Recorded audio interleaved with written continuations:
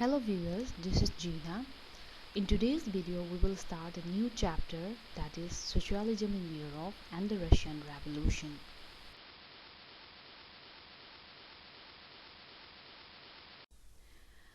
The topic is based on the class 9th CBSE syllabus. Its main objective is to make viewers familiar with how socialism came in Europe and how this ideology brought a dramatic change in Russian society. Before we move on, let's see the whole structure of the topic, that is Socialism in Europe and the Russian Revolution. It can be divided into two parts. The first part is on how and why socialism came in Europe. Under this, we would learn the background of socialism, which could be discussed into again two sections. Firstly, the age of social change, and secondly, the industrial society and social change. Then, how socialism evolved in Europe for the first time, who were its propounders, who put forward socialism as of an idea, and how this ideology spread through Europe, including major countries like England, Germany, and France. Then the second part of the topic would again go on with how socialism brought a dramatic change in Russia, which we call it the Russian Revolution. These movements in Russia were in a different way from the rest parts of Europe.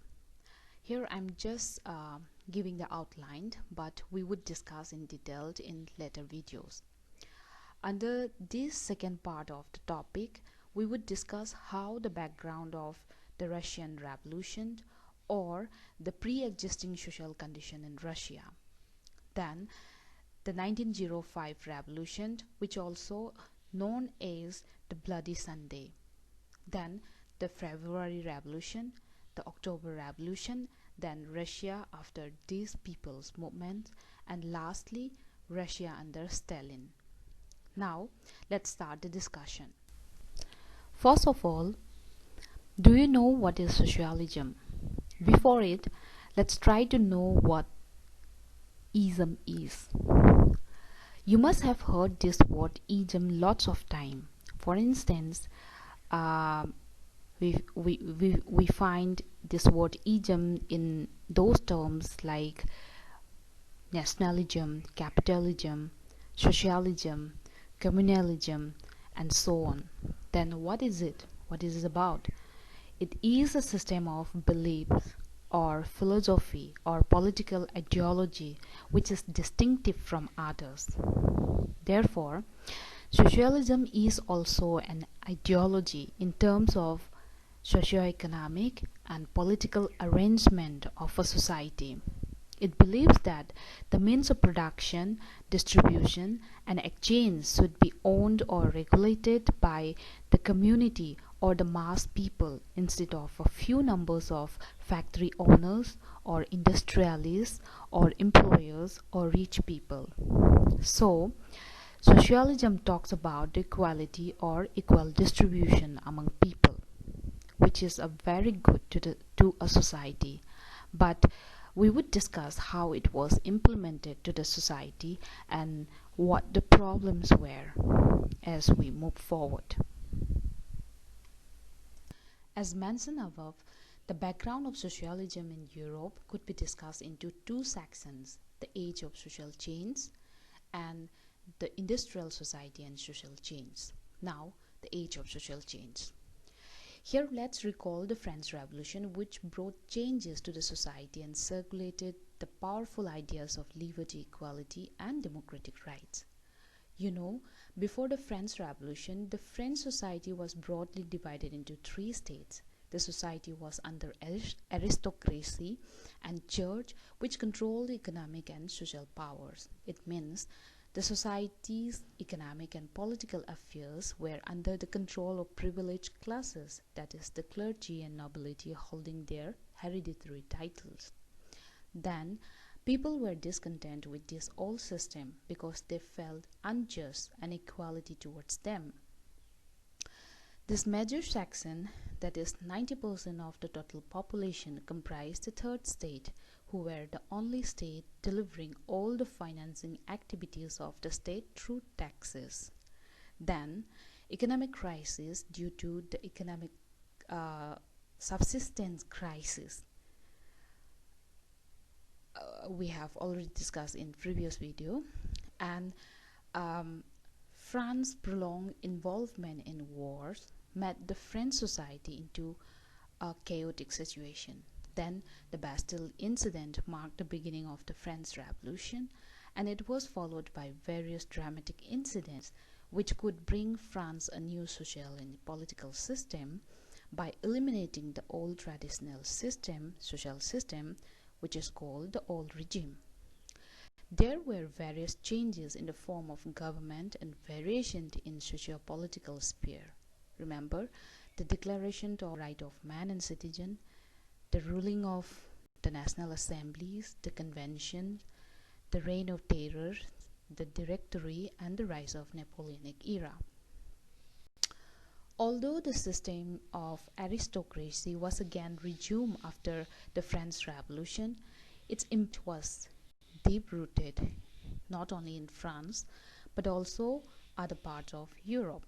People all over the world learned about many philosophical ideals from the revolution, especially liberty, equality, and democratic rights.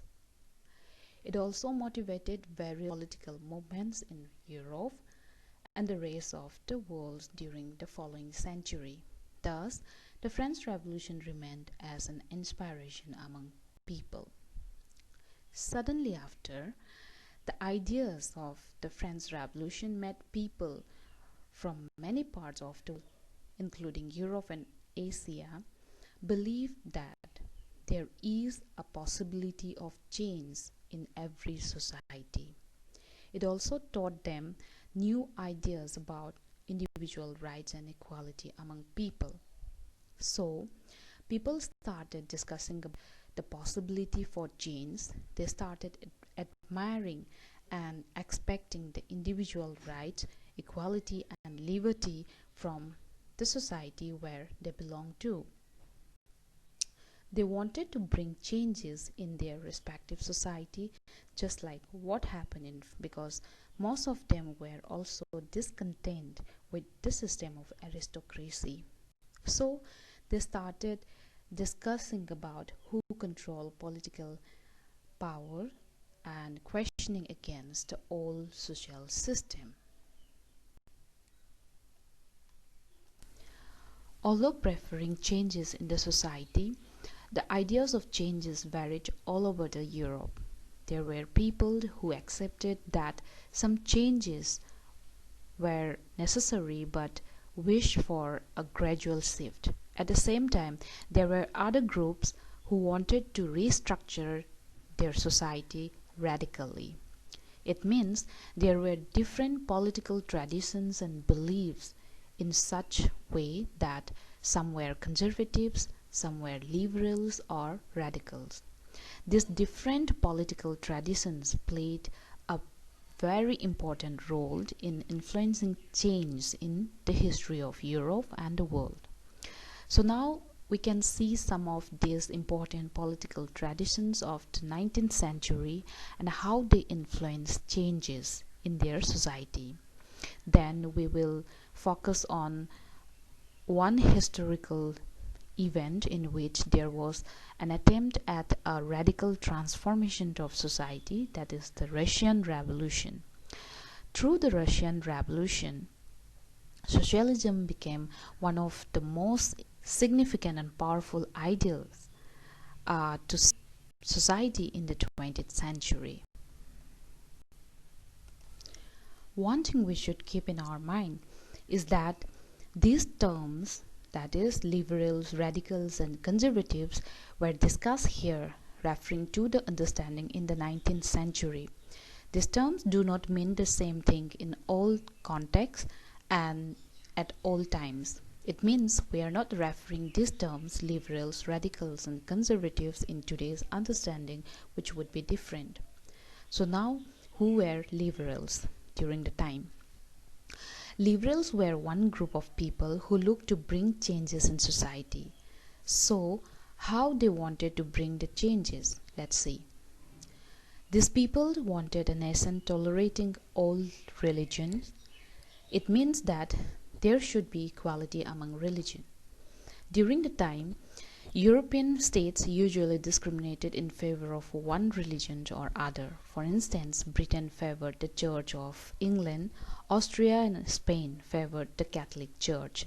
So, most of states had a dominating religion over other religions during the time. So, these liberals opposed the control of a single religion over other religions in the society.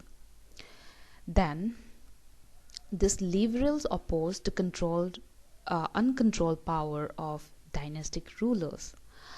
It is because they wanted to give equal chances to rule among people. However, the existing political system was dynastic. That means the rulers were selected on the basis of hereditary, which they didn't want at all. The liberals again wanted to safeguard the rights of individuals against government. It is because they wanted to check the power and authority of the current dynastic rulers against their personal gain. So each individual's right should be protected against such dynastic rulers. Liberals argued for an elected representatives, which means supporting an elected parliamentary government. Here, liberals were strongly against the dynastic rulers because it was not sure that a strong ruler's son or his successor would always remain as strong as the predecessor. So, they believed that a capable person, that is an elected representative, should be elected to rule the government. Also, these liberals supported a well-trained judiciary which would keep on checking the above elected parliamentary government through laws. This judiciary should be independent of rulers and officials. However, these liberals were not Democrats who advocate democratic principles. It means liberals were different from Democrats because they did not believe in universal adult franchise, that is, the right of every citizen to vote, which is the most important democratic principle. So they felt that men of property, that is, those who were rich, manly, should have the right to vote. They also did not want women to be entitled with the voting rights. Then, who were radicals? In contrast to the liberals, radicals wanted a nation in which government was based on a majority of a country's population. They also supported women's suffragette movements. Here, suffragette means women to be given the right to vote. Unlike liberals, radicals opposed the privileges of great landowners and wealthy factory owners. It is because they were against concentration of property in the hands of a few, although they were not against the existence of private property. These radicals believed that concentration of property in a few hands would create disparity in the society, that is, wider gap between haves and haves not, or rich and poor. Therefore, to save the society from this wider gap and its consequent social, economic and political issues, they wanted a radical change, that is, a total restructuration of the society. Now, who were conservatives? Conservatives were the group of ruling class and persons in power who initially opposed to the idea of changes, especially in the 18th century. It is very obvious that someone who is in power would never want to lose their position. Similarly, the conservatives were mostly privileged and in higher status of the society, so they never wanted to lose their position and status. They also were opposed to radicals and liberals, both of which wanted changes in the society. But after the French Revolution, these conservatives changes their mindset and accepted um, the need for change in the society due to various factors which would be discussed in the later parts.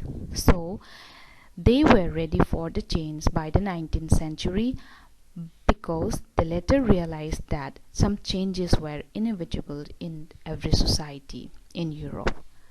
However, they believed that the past had to be updated and change had to be brought about through a slow process. Such differing ideas among liberals, radicals, and conservatives about societal change clashed during the social and political turmoil in most of European societies in the following years of the French Revolution. Besides, the various attempts at revolution and national transformation in the 19th century helped in understanding and defining their both limits and potentials of their political tendencies. Therefore, all these differing ideas played a very important role in the world politics during the time and even in the following years. In the next video, we would discuss about the second section of the background of socialism in Europe, that is industrial society and social change. Then it would be followed by the coming of socialism in Europe for the first time and the support for socialism in European society. I hope you like my video. If you find it useful, please subscribe and click the bell icon so that you would be noticed whenever I upload a new video. And if you find it useful for others, please share with them. Thank you for watching.